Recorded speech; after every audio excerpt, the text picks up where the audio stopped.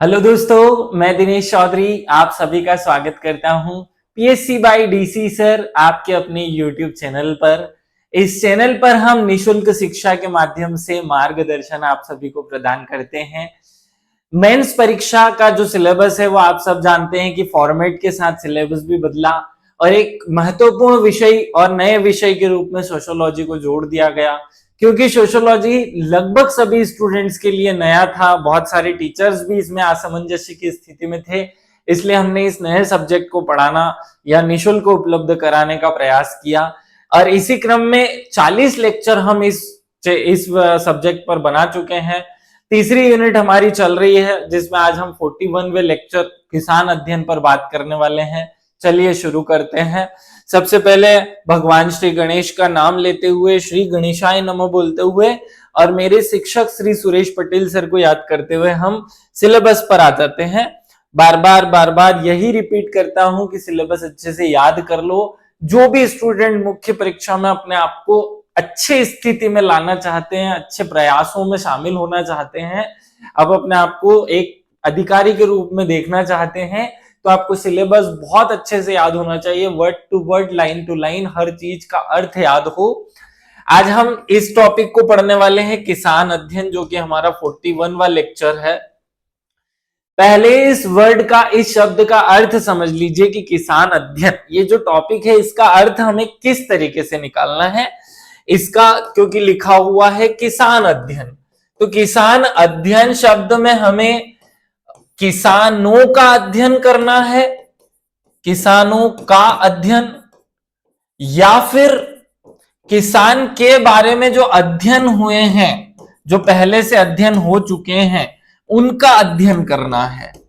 तो हमें इस टॉपिक में किसानों पर जो अध्ययन हो चुके हैं उनकी बातें करनी है। बहुत महत्वपूर्ण ये जो बात है, क्योंकि जब तक हम किसी बात का अर्थ नहीं समझ पाते उसको पढ़ने से मतलब नहीं है। किसान अध्ययन जो कि सिलेबस में एक टॉपिक दिया हुआ है उसमें साफ साफ कहा हुआ है किसान अध्ययन। तो किसान अध्ययन का मतलब है कि किसानों के बारे में पढ़ने की बात नहीं की जा रही है, क्योंकि अगर वो किसानों के बारे में पढ़ने की बात करता तो वो यहां लिखता किसानों के बारे में। जब पूछी जाती बात तो किसानों के संबंध में वो हमें छोटे छोटे पॉइंट्स में टुकड़े टुकड़े तोड़ करके चीजें दे देता, जैसे कि किसानों की समस्या, कृषक असंतोष, कृषि संरचना, ऐसे कुछ न कुछ टॉपिक हमें देता। इसका अर्थ होता है कि हमें कृषि के बारे में डिटेल पढ़नी है, क्योंकि सोशियोलॉजी सब्जेक्ट में एक समूह या वर्ग के बारे में पढ़ा जाता है और कृषक एक वर्ग है। तो यहाँ किसान अध्ययन शब्द लिखना कृषक के बारे में शब्द से भिन्न है, इसलिए हमें यहाँ कृषक अध्ययन में कृषकों के बारे में, किसानों के बारे में नहीं पढ़ना है। हमें जो अलग अलग समाज शास्त्रियों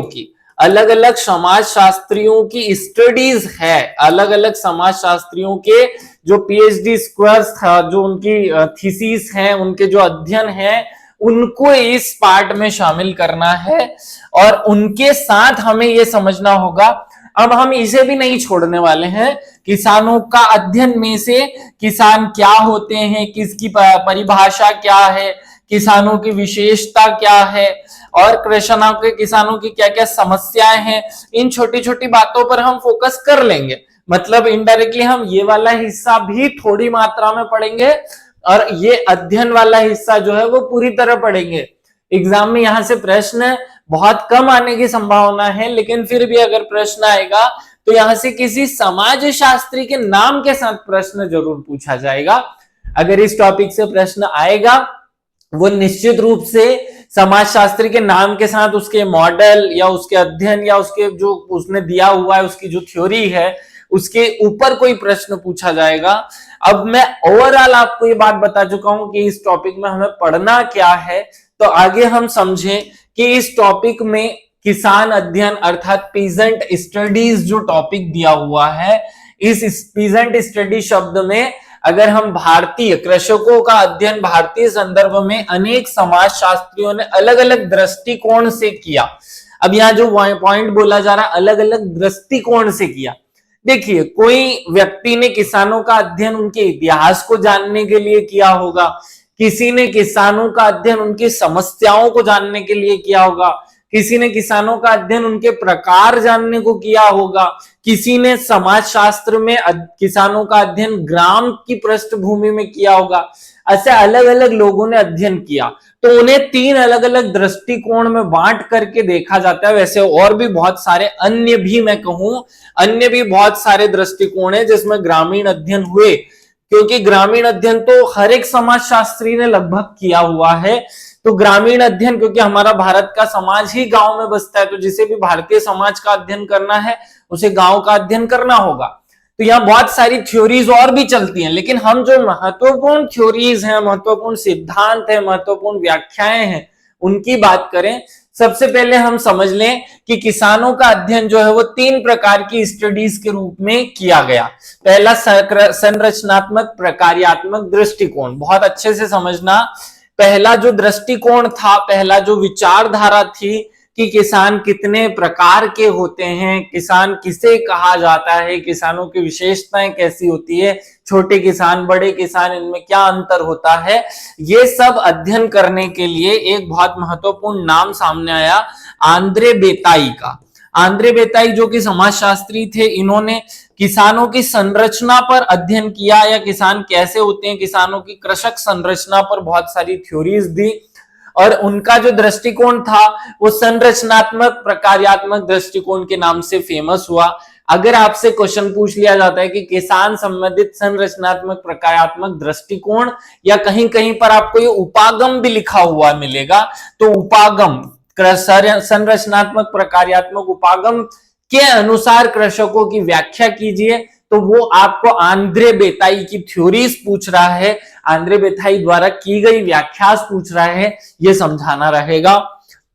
दूसरे नंबर पे चलते हैं, ऐतिहासिक भौतिकवादी दृष्टिकोण। ये क्या है? ऐतिहासिक भौतिकवादी दृष्टिकोण क्या है भैया? तो ये कहता है, या ऐतिहासिक जो दृष्टिकोण है, ये जोशी द्वारा, जो समाजशास्त्री ए आर देसाई और पीसी जोशी, इन दोनों द्वारा इसका अध्ययन, या इस दृष्टिकोण से अध्ययन किया गया। मैं दृष्टिकोण शब्द के स्थान पर अगर उपागम शब्द भी उपयोग करूं तो एक ही बात है, समाजशास्त्र में इन दोनों का एक ही अर्थ है। दृष्टिकोण एक कॉमन भाषा का शब्द है और समाजशास्त्रीय भाषा का शब्द उपागम है। यहां अगर हम देखें तो ये देसाई जो समाजशास्त्री थे, इन्होंने भी कृषकों की संरचना को बताया, साथ में कृषकों की समस्याएं, कृषक समस्या, कृषकों की समस्या का हल, इन बातों पर अपने जो व्याख्याएं हैं, अपनी जो थ्योरीज हैं, अपने जो सिद्धांत हैं, उनका प्रतिपादन किया।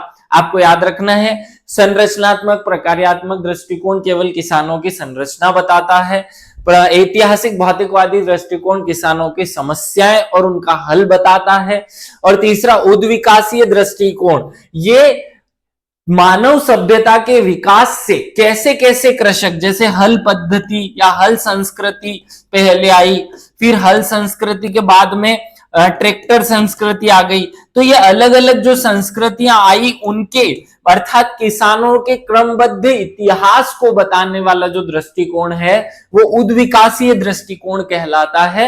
उम्मीद है कि आपके दिमाग में कुछ छोटा सा इनपुट जो है वो जा रहा होगा। स्क्रीनशॉट आप लेकर के एक बार इस पर फोकस कीजिए।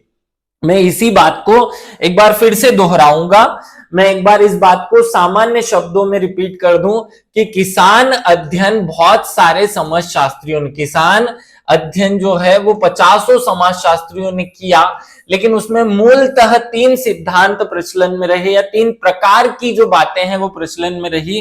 पहला रहा संरचनात्मक प्रकार्यात्मक, संरचनात्मक प्रकार्यात्मक दृष्टिकोण, ये जो है वो पहला फेमस दृष्टिकोण रहा, और इसके तहत भी 10-20 समाजशास्त्रियों ने अध्ययन किया, लेकिन उसमें सबसे ज्यादा प्रमुख स्थान जो है वो आंद्रे बेताई को मिला। आंद्रे बेताई की जो थ्योरीज थी वो सर्वमान्य रही, इसलिए आंद्रे बेताई का अध्ययन यहाँ पढ़ा जाता है। दूसरा जो अध्ययन होता है वो ऐतिहासिक भौतिकवादी दृष्टिकोण, या ऐतिहासिक भौतिकवादी उपागम ये इस दृष्टिकोण से किया जाता है और इसमें भी बहुत सारे समाजशास्त्रियों का योगदान रहा, लेकिन उसमें से दो समाजशास्त्री, एक देसाई और एक पीसी जोशी, इन दोनों के अध्ययन बहुत ज्यादा फेमस रहे, इन दोनों के अध्ययन की व्याख्याएं बहुत ज्यादा फेमस रही। इसमें क्या पढ़ा गया और इसमें क्या पढ़ा गया, इसमें कृषकों की संरचना पर बल दिया गया और यहाँ कृषकों की समस्या, उनकी समस्याओं के निदान, इन बातों पर फोकस किया गया। तीसरा जो दृष्टिकोण था वो उद्विकासीय दृष्टिकोण कहलाया।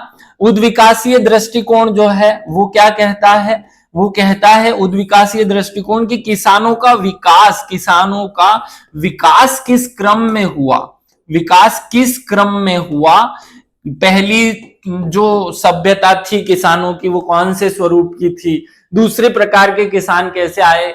जैसे ये कहा जाता है यहाँ कि इंसान जब पहली बार जन्म लिया तो वो घुमक्कड़ आदि मानव या वैसा वाला जीवन जीता था, फिर बाद में वो पशुपालक हुआ, फिर वो कृषक हुआ, फिर कृषकों के विभिन्न चरण जो है विकसित होते गए।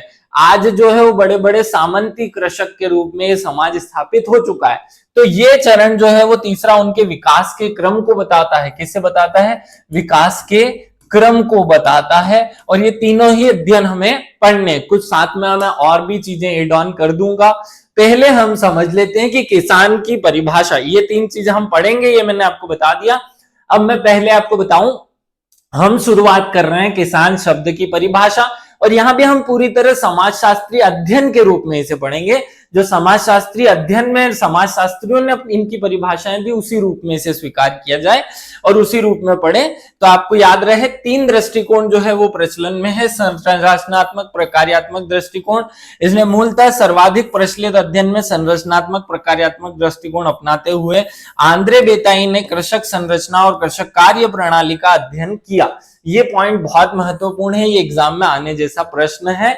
ये पॉइंट का स्क्रीनशॉट आप सब लोग लें और इसे एक बार और अच्छे से पढ़ें। दूसरा जो है वह ऐतिहासिक भौतिकवादी दृष्टिकोण है। भारतीय कृषक संरचना और किसानों की समस्याओं पर अध्ययन हेतु समाजशास्त्री ए आर देसाई जो है वो प्रसिद्ध हुए, और साथ में ही उनके साथ एक और समाजशास्त्री पीसी जोशी ने स्वतंत्रता के बाद भारत सरकार द्वारा कौन कौन सी विकास योजनाएं किसानों के लिए चलाई और उनका किसानों पर क्या प्रभाव पड़ा, क्या क्या परिवर्तन आए, इस पर अध्ययन किया पीसी जोशी ने। और ये दो लाइन में भी इस तरीके के प्रश्न पूछे जा सकते हैं। तीसरा है उद्विकासीय दृष्टिकोण, और इसमें समाजशास्त्री बेडन पाउले जो हैं उनका नाम प्रसिद्ध है, याद रखिएगा। बेडन पाउले जो हैं वो बहुत प्रसिद्ध समाजशास्त्री रहे, जिन्होंने कृषकों की प्रारंभिक अवस्था और कृषि के विभिन्न चरणों का अध्ययन किया और उसे एक सिद्धांत के रूप में प्रसिद्धि प्रदान की। इस प्रकार ये तीन दृष्टिकोण आप सब लोग पढ़ेंगे, तो एग्जाम में ये 4-5 प्रश्न ही आने के चांसेस हैं कृषक अध्ययन से। हम बात कर लेते हैं। पहले हम समझे किसान किसे कहा जाता है, उसका अर्थ, उसकी परिभाषा, उसकी विशेषताएं, उसकी समस्या, और फिर इन थ्योरीज पर चलेंगे ताकि आप अच्छे से समझ पाए। चलिए आगे बढ़ते हैं। सबसे पहले हम किसान की परिभाषा, विशेषताएं समझते हैं, फिर अध्ययन पर चलेंगे। किसान अध्ययन अर्थात पीजेंट स्टडी, इसमें बहुत सारी बातें हमें याद रखनी है। रॉबर्ट रेडफील्ड नाम के एक समाजशास्त्री हैं, ने कृषक समाज की अवधारणा अपनी पुस्तक peasant society and peasant culture, मतलब किसानों की समाज और किसानों की संस्कृति में दी। इसके माध्यम से ग्रामीण समाज की आंतरिक और बाह्य संरचना को समझने पर का प्रयत्न किया गया। तो पहले अगर ये क्वेश्चन 2 नंबर में पूछ लिया जाए कि किसानों का मूलतः अध्ययन या किसानों के अवधारणात्मक अध्ययन किसने किया, तो आप याद रखेंगे रॉबर्ट रेडफील्ड द्वारा इसका अध्ययन किया गया। और इनकी किताब का नाम भी याद रखना, कभी कभी किताबें 2 नंबर में पूछ ली जाती हैं। Peasant society and peasant culture, English में इसका जो ट्रांसलेशन होता है वो प्रेजेंट स्टडी ही होता है, इसलिए याद रख लेना। पीजेंट सोसाइटी और पीजेंट कल्चर किसकी बुक है? वो रॉबर्ट रेडक्लिफ की बुक है। अब हम आगे इसका अर्थ समझ लेते हैं। किसान का तात्पर्य उन सजातीय परिवारों के समुदाय से है जिनके पास लघु जोत स्मॉल होल्डिंग्स होती हैं और जहां परिवार के लोग इसे जोत कर काम करते हैं। बहुत अच्छे से स्पष्ट रूप में रॉबर्ट रेडफील्ड ने इसकी परिभाषा बताई है कि भैया बहुत सामान्य सी बात थी, इतनी सी अर्थ है इसका कि उन सजातीय परिवारों को के समुदाय को, उन लोगों के समूह को जिनके पास थोड़ी बहुत जमीन होती है और वे उसी जमीन पर खेती करके अपना जीवन चलाते हैं, उन लोगों के समूह को किसान कहते हैं। किसान किसे कहा जाता है? उन लोगों को कहा जाता है, उन लोगों को कहा जाता है जिनके पास कोई भूमि होती है और वे उस भूमि को जोत कर, भूमि पर खेती करके ही अपना जीवन व्यापन करते हैं। तो ऐसे लोगों के समूह को हम क्या कहते हैं? ऐसे लोगों के समूह को हम कृषक या किसान कहते हैं। बहुत अच्छे से 2 नंबर की परिभाषा याद रखना है, 2 शब्द आने चाहिए उसमें। उन लोगों का समूह जिनके पास भूमि हो और वे उस भूमि को जोत करके अपना जीवन व्यापन या जीविका उपार्जन करें, उसे ही किसान कहते हैं। ये बेसिक परिभाषा है किसान की। आगे बढ़ते हैं। आंद्रे बेताई की जो परिभाषा, सॉरी मैंने बोला रॉबर्ट रेडक्लिफ की परिभाषा है, ये आंद्रे बेताई की परिभाषा है।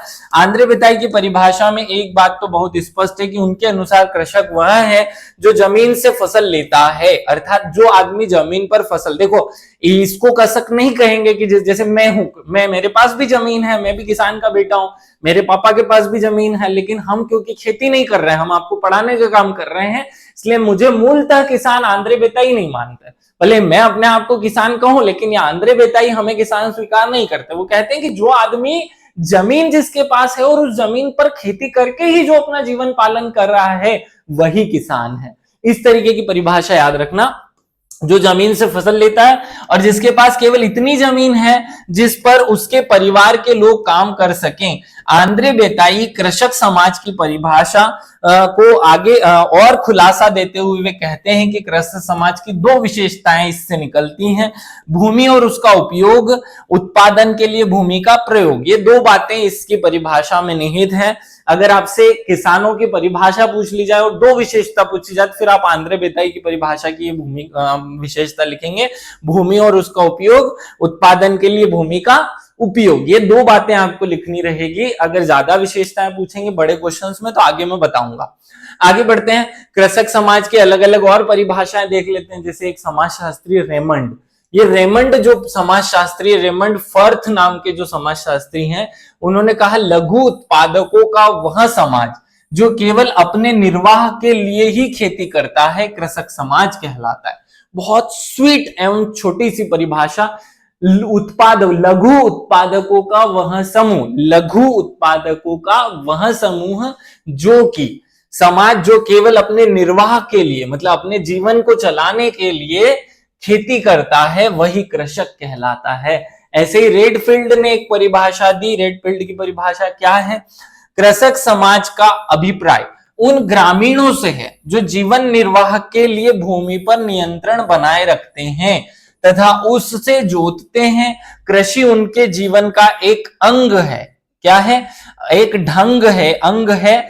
ग्रामीण उन नगरीय लोगों की ओर देखते हैं एवं उनसे प्रभावित होते हैं जिनके जीवन का ढंग उन्होंने उनके समान जीना है, मतलब जिनकी इच्छा ऐसी है कि हम इनके जैसा जिए, उनकी तरफ देखकर अपना जीवन जीते हैं। कुल मिलाकर रेडक्लिफ की परिभाषा में ऊपर की 2 लाइन ही महत्वपूर्ण है। वो कह रहे हैं कि कृषक हम उसे कहेंगे, कृषक समाज से अभिप्राय उन ग्रामीणों से है जो जीवन निर्वाह के लिए भूमि पर नियंत्रण बनाए रखते हैं, उसे जोतते हैं और अपना जीवन चलाते हैं। ये 3 बातें आ गई इनकी परिभाषा में। उन ग्रामीण लोगों के समूह से है जो भूमि पर नियंत्रण बनाए हुए उसे जोतकर अपना जीवन निर्वाह करते हैं, उन लोगों के समूह को हम किसान कहते हैं। तो रेमंड ने भी ऐसी ही परिभाषा दी, रेडफील्ड ने भी वैसी ही परिभाषा दी, आंद्रे बेताई ने भी वैसी ही परिभाषा दी। बहुत अच्छे से एक ही परिभाषा इनकी याद रख लेना। आगे बढ़ते हैं। रेडफील्ड के अनुसार कृषक समाज के तत्व, अगर ऐसा कोई प्रश्न आ जाए तो मैं बता देता हूं कि 5 तत्व 6 तत्व माने गए हैं। कृषक समाज तुलनात्मक दृष्टि से एक समरूप समाज है। कैसा है? ये एक समरूप समाज है। इस समाज की आजीविका का प्रमुख साधन भूमि है। आजीविका का प्रमुख साधन क्या है? भूमि है। कृषक समाज एक समरूप समाज है, अभेदीकृत समाज है तथा अस्तरीय समाज है। इन तीनों शब्दों का अर्थ समझ लो। एक समरूप समाज है, मतलब एक जैसा दिखने वाला, जो सब लोग सुबह एक ही समय पर उठते हैं, जनरली एक ही समय पर उठते हैं, एक ही प्रकार का काम करते हैं, एक ही प्रकार का खाना खाते हैं, उसे समरूप कहते हैं। अभेदीकृत मतलब जिसमें विभाजन नहीं किया जा सकता, और अस्तरीय अर्थात ऐसा समूह जिसमें ऊंच नीच का भाव नहीं है, सब लोग एक जैसे हैं क्योंकि सब किसान हैं, इनमें ऊंच नीच कहां से आएगी, सारे के सारे ही किसान हैं, सभी उसी मिट्टी में दिन भर काम करते हैं, तो इनमें अविभेदीकृत भाव पैदा, अस्तरीय भाव है। ग्रामीण कृषक समाज की और नगरीय समाज की जीवन पद्धति, व्यवसाय और जीवन उद्देश्य आदि में भिन्नता पाई जाती है। तो मतलब ये कि कृषक समाज और नगरीय समाज की जो जीवन पद्धति है उसमें भिन्नता होगी। ग्रामीण वर्ग नगरीय वर्ग को अपने से अधिक और सभ्य सुसंस्कृत मानता है, अर्थात जो ग्रामीण वर्ग है वो अपनी संस्कृति को श्रेष्ठ मानेगा, नगरीय वर्ग अपनी संस्कृति को श्रेष्ठ मानता है, वो दो सांस्कृतिक द्वंद्व में पड़ा जाता है। आगे कृषक समाज की विशेषताएं भी देख लेते हैं। चलो भाई कृषक समाज की विशेषता देख लो। कृषक कहे जाने के लिए भूमि का स्वामी होना जरूरी नहीं है। देखिए, कृषक होने के लिए भूमि का स्वामी होना जरूरी नहीं है। कृषक समाज के सदस्यों में आजीविका का प्रमुख साधन भूमि होना जरूरी है। ये दोनों बातें बहुत अच्छे से समझ लेना। कोई आदमी कृषि का भूमि का खेत का मालिक है इससे फर्क नहीं पड़ता है, अगर वो पट्टे पर भी खेती कर रहा है तो भी वह कृषक हो जाएगा। लेकिन दूसरी बात जरूरी है, आजीविका का प्रमुख साधन भूमि होना जरूरी है। तीसरा, कृषक समाज ऐसे लोगों को सम्मिलित है जिनके पास अपनी स्वयं की भूमि नहीं है। वैसे लोग भी सम्मिलित हैं जिनके पास स्वयं की भूमि नहीं है, वे दूसरे की भूमि पर खेती करते हैं या खेती से संबद्ध कार्य करते हैं, उन्हें भी कृषक कहा जाता है। लेकिन उनकी एक बात जरूर होनी चाहिए, आजीविका का प्रमुख साधन भूमि होनी चाहिए, तो वे कृषक कहलाएंगे। कृषक समाज आदर्श रूप में एक अविभेदीकृत और अस्तरीकृत समाज है। आदर्श रूप में एक अविभेदीकृत और अस्तरीकृत समाज है। देखो, स्तरीकरण का मतलब क्या होता है? स्तरीकरण का मतलब होता है समाज को ऊंच नीच के भाव में बांट देना, और अस्तरीकरण का मतलब सब एक जैसे, सब अमीर सब गरीब सब एक जैसे, तो वो हो गया अस्तरीकृत समाज। तो यहाँ किसान सारे एक जैसे होते हैं। कृषक समाज की अपनी विशिष्ट परंपराएं संस्कृतियां होती हैं, तो कृषि से जुड़कर कुछ संस्कृतियां विकसित हो ही जाती हैं। कृषकों के द्वारा ये लोग कृषि के द्वारा अपनी आजीविका को ये दो लोग चलाते हैं, और ये मूल रूप से इनकी विशेषताएं हमें याद रखनी है 5-6। और आगे बढ़ते हैं। आंद्रे बेताई, जो कि अभी हमने आगे बात की, हमें 3 मॉडल पढ़ने हैं या 3 प्रकार की जो कृषक अध्ययन है उस पर फोकस करना है। पहला जो कृषक अध्ययन है वो संरचनात्मक प्रकार्यात्मक दृष्टिकोण है, जो कि आंद्रे बेताई का है। तो आंद्रे बेताई का कृषक संरचना मॉडल हम पढ़ रहे हैं। अगर ये क्वेश्चन पूछा जाए सीधा तो आपको इतना ही आंसर करना है। आंद्रे बेताई ने कृषक समाज पर अधिकृत रूप से काम किया। वे विस्तार पूर्वक भूस्वामियों, पट्टेदारों, कृषक मजदूरों पर लिखते हैं, और शिवरामपुरम या शिवपुरम जो है उस गांव के अध्ययन में वे एक विशेष व्याख्या करते हुए किसानों के प्रकार या किसानों की संरचना पर बल देते हैं, और वो कहते हैं कि किसान जो है वो कौन कौन है। किसान के पास स्वयं की भूमि नहीं है तो भी वह किसान है, वे दूसरे की भूमि पर काश्तकार हैं तो भी वे किसान है। इस प्रकार वे किसानों का अलग अलग विभाजन कर देते हैं, और इस विभाजन को देखिए इस प्रकार बांटा जा सकता है। सबसे पहले भूमि के आधार पर भूस्वामी किसान और गैर भूस्वामी किसान कहा जाएगा। भूस्वामी किसान को फिर 3 भागों में बांटा जा सकता है, बड़े भूस्वामी, मध्यम भूस्वामी और निम्न भूस्वामी किसान। ऐसे 3 भागों में भूस्वामी किसान को बांटा जा सकता है। निम्न भूस्वामी को उन्होंने 2 भागों में बांटा, लघु भूस्वामी और सीमांत भूस्वामी। ऐसे ही गैर भूस्वामी को उन्होंने 2-3 भागों में बांटा, बटाई नगद पट्टेदार और भूमिहर मजदूर। इस सब को उन्होंने किसानों की श्रेणी में रखा। अगर आपसे यह प्रश्न पूछा जाता है कि आंद्रे बेताई का कृषक संरचना मॉडल की व्याख्या कीजिए या उसे बताइए, तो 7 नंबर से ज्यादा में यह प्रश्न पूछा नहीं जाएगा। मतलब हमारे पास 1 पेज होगा। पहले आप बताएंगे आंद्रे बेताई की किसानों की परिभाषा 2 लाइन में, फिर 3-4 लाइन में उनके अध्ययन का आधार कौन सा दृष्टिकोण रहा, और उन्होंने किस गांव का अध्ययन करने के बाद एक मॉडल प्रस्तुत किया, या किसानों की संरचना प्रस्तुत की, मॉडल मत बोलिएगा, किसानों की संरचना प्रस्तुत की, और फिर ये चित्र आप वहां बनाएंगे जिससे आपका आंसर जो है वो पूरा ड्यूरेबल हो जाएगा, आप पूरी तरह का आंसर को समझा पाएंगे। इसी चार्ट को आंद्रे बेताई ने अपने मॉडल में बना करके बातें समझाई थी, सेम मैंने भी यहाँ छाप दिया है। चलिए आगे बढ़ते हैं। अगले जो समाजशास्त्री जॉन ब्रीमेन है, ये मैंने आपको आगे बताया नहीं लेकिन फिर भी इनको मैं पढ़ा देता हूं क्योंकि इन्होंने गुजरात या पश्चिम के जो किसान थे उनका अध्ययन किया। ब्रीमेन की कृषक संरचना भी देख लेते हैं। जॉन ब्रीमेन ने गुजरात के सूरत जिले के बारदोली, पलसाना और वालोद तालुकाओं का अध्ययन किया। उनका अध्ययन केंद्र कृषक समाज रहा। वे 3 प्रकार के पट्टेदार का अध्ययन, पट्टेदार यहाँ कृषक कहा जा रहा है, तो 3 प्रकार के कृषकों का अध्ययन क्षेत्र में पाते हैं, या वो कहते हैं कि 3 प्रकार के मुझे सीमा के भूमि के मालिक मिले जिन्हें हम किसान कह सकते हैं। देखो यहाँ पट्टेदार शब्द का मतलब होता है, पट्टा किसे कहा जाता है, भूमि को पट्टा कहा जाता है, और पट्टेदार का मतलब होता है पट्टेदार मतलब भूमि का स्वामी। तो भूमि के स्वामी के आधार पर हम 3 प्रकार के किसानों को बांट सकते हैं, सीमांत और छोटे किसान, मध्यम किसान और बड़े किसान। और अब इनकी व्याख्या की जा सकती है कि जिनके पास ऐसी, तीनों की व्याख्या कैसे करते हैं वो, ऐसे किसान जिनके पास इतनी जमीन है कि उन्हें दूसरे लोगों से खेती करानी पड़ती है, दूसरे लोगों से कृषि कार्य कराना पड़ता है, वे बड़े किसान कहलाते हैं। यहां यूं मत सोचिएगा कि भूगोल के समान हम लिमिट लिख दें कि 10 एकड़ जमीन को बड़े किसान कहेंगे, 20 एकड़ जमीन को। सोशियोलॉजी में इस कॉन्सेप्ट को फॉलो नहीं किया जाता है भैया।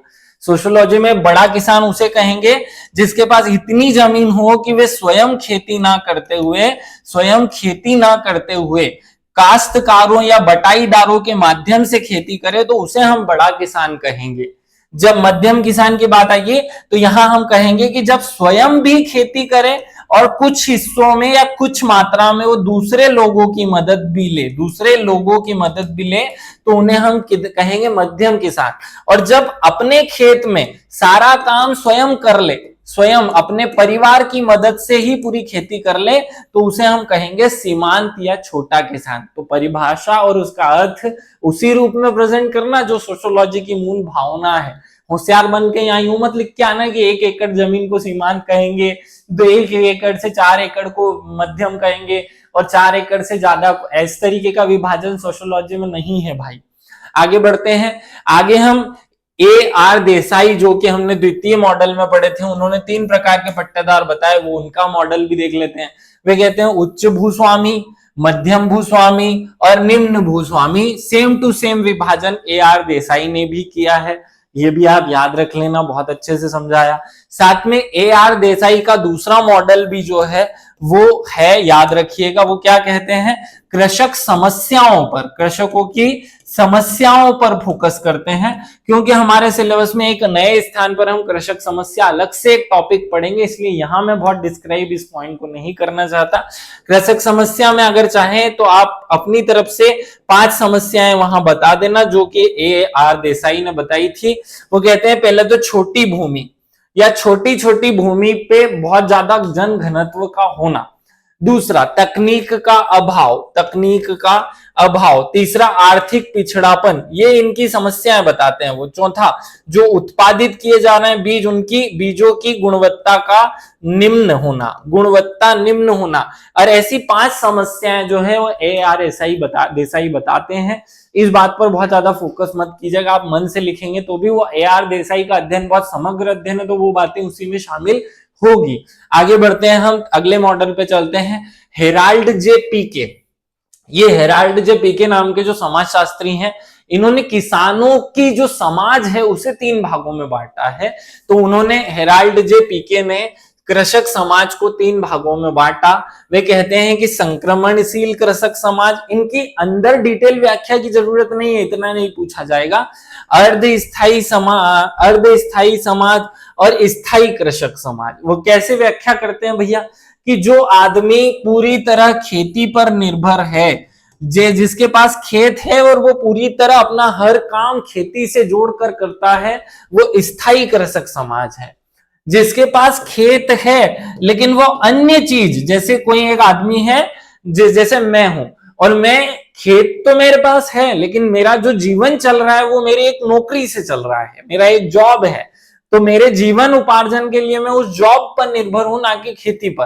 तो असली में मैं खेती नहीं कर रहा हूं। तो ऐसे लोग जिनके पास खेती है लेकिन वो अर्ध स्थायी रूप में, जो उसकी इच्छा है तो वो कर रहा नहीं है तो नहीं कर रहा है, तो ऐसे वाले को हम कहेंगे अर्ध स्थायी। और जो प्राइवेट जॉब वाले लोग हैं, जिनकी जो जॉब है उसमें सिक्योरिटी नहीं है, वे संक्रमणशील कृषक समाज कहलाते हैं। यहां उन्होंने छोटे छोटे किसानों को रखा कि जो पूरा पेट अपना नहीं भर पाते तो साथ में वो पशुपालन कर लेते हैं, तो पशुपालन से भी उनको पैसा मिलेगा, थोड़ी सी जमीन है उसमें खेती करके भी जो अपना पेट पालेगा या अपनी जीविका चलाएगा, उसे हम कहेंगे संक्रमणशील कृषक समाज। तो ऐसे 3 प्रकार के कृषक समाजों का वर्णन जो है वो हेराल्ड जे पीके ने किया है, ये भी याद रख लेना आप।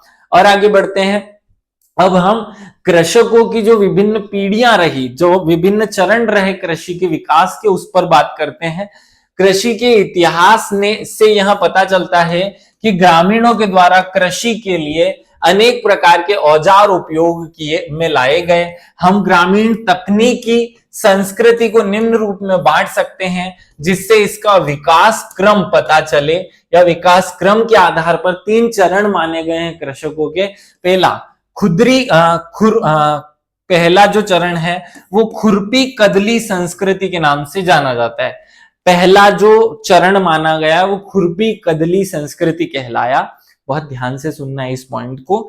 यहाँ किसान जब पहली बार मनुष्य आदि मानव था, आदि मानव से वो कृषक बना, तो पहले वो कृषक बनने के पहले वो पशुपालक बना, पशुपालक बनने के बाद वो कृषक बना है।